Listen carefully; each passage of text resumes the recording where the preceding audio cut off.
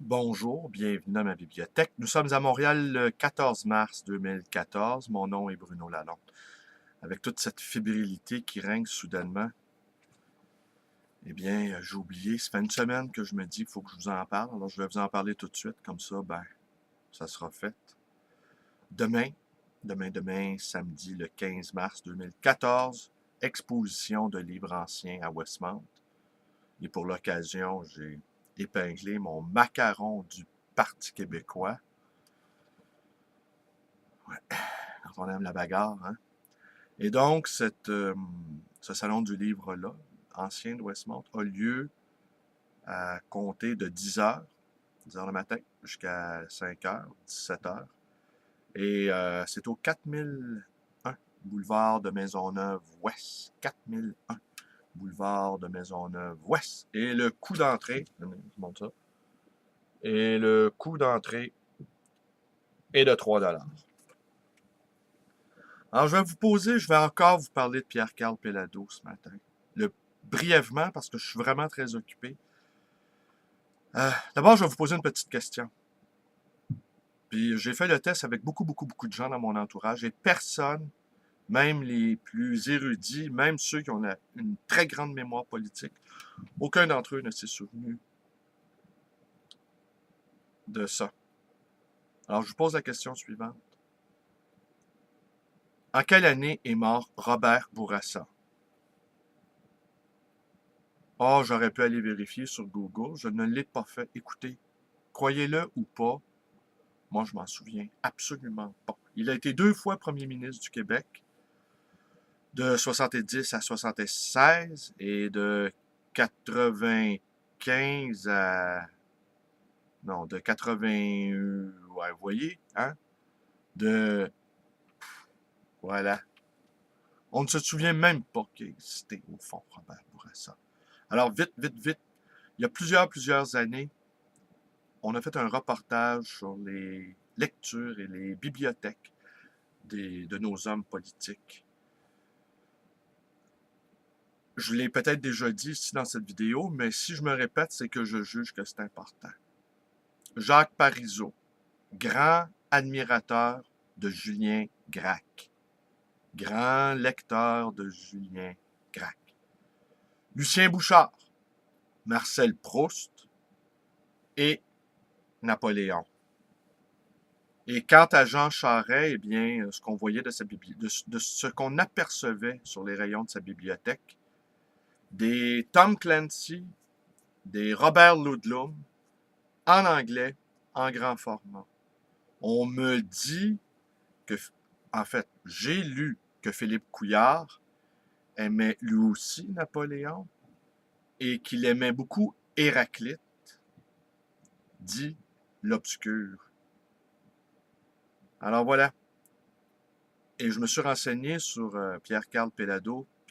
Pierre-Carl Péladeau est un grand lecteur de l'histoire du Québec, probablement celui qui connaît le mieux l'histoire du Québec, du Parti québécois, à l'intérieur du Parti québécois, et également un grand lecteur de poésie.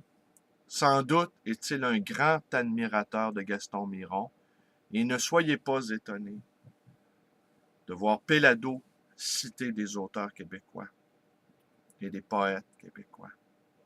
Alors voilà. Et je réfléchissais à Pierre-Carl Péladeau, je me disais, lui maintenant, il a tout à perdre. Tout à perdre. Et son but, c'est de faire l'histoire. De là, ma petite introduction sur Robert Bourassa. Robert Bourassa était un premier ministre, peu importe ce qu'on en pense, mais un premier ministre qui a passé à la trappe de l'oubli, déjà. C'est comme s'il n'avait jamais existé. Péladeau ne veut pas vivre ça. Il veut écrire une page d'histoire, une vraie page d'histoire. Quand on est rendu à son niveau, on a tout. Le pouvoir, l'argent, la renommée. Je ne suis pas inquiet non plus quant à ses amours. Eh bien, il nous manque une chose. c'est l'immortalité. Et l'immortalité, on l'obtient comment? Par des actions ou un acte d'héroïsme. Fonder un pays, ce n'est pas rien. Alors je pense qu'il en est là et il va jouer son va-tout pour accéder à cette immortalité que donne l'histoire. Alors son but, entre autres choses, son but personnel, la vraie raison, c'est de faire l'histoire. Et quand on a la possibilité réelle, tangible, de faire l'histoire, et non pas l'histoire dans une note en bas de page, là, mais d'écrire une page d'histoire. Qu'on a l'occasion, qu'on a les moyens, qu'on a l'opportunité. Eh bien, qui serait assez poète pour ne pas tenter le coup?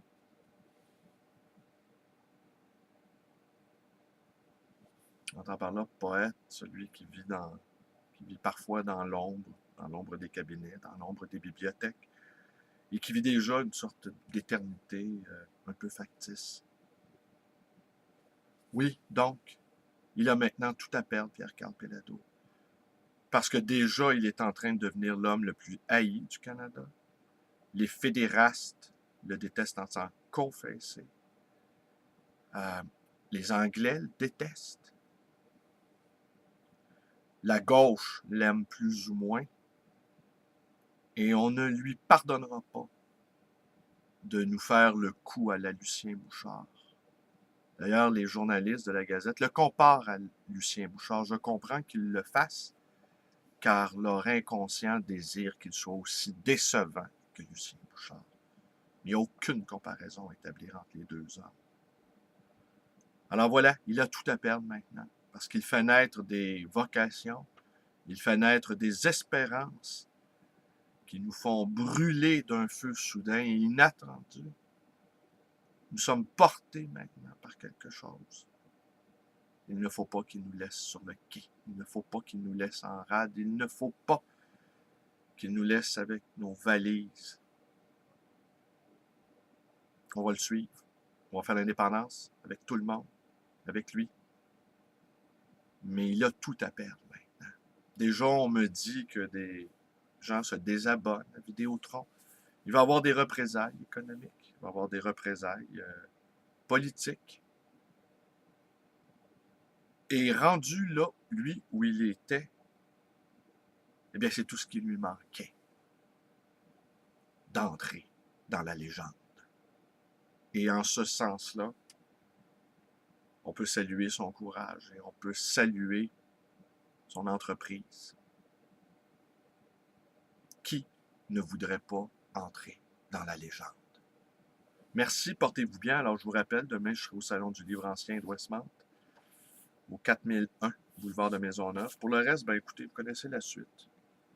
Ma page Facebook, ma chaîne, ma librairie d'occasion et d'ancien, le livre voyageur et mon numéro de téléphone 514-736-0999. J'attends vos appels.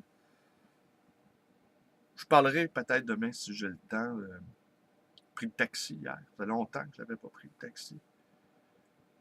Jadis, il y a quelques années, je passais ma vie dans un taxi. J'allais à mon travail dans un taxi, j'allais rejoindre mon amoureuse en taxi, j'allais visiter mes clients qui vendaient des livres en taxi.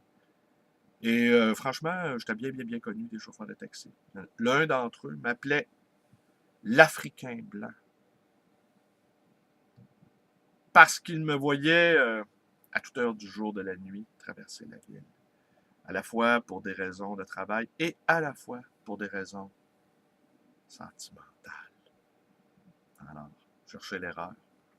L'Africain blanc vous souhaite une bonne journée. Alors demain, je vous parle de ce que m'a confié ce chauffeur de taxi sur justement l'indépendance du Québec. Je puis vous assurer que beaucoup d'immigrants qui vivent parmi nous, qui ne nous aiment guère. Merci, bonne journée à tous.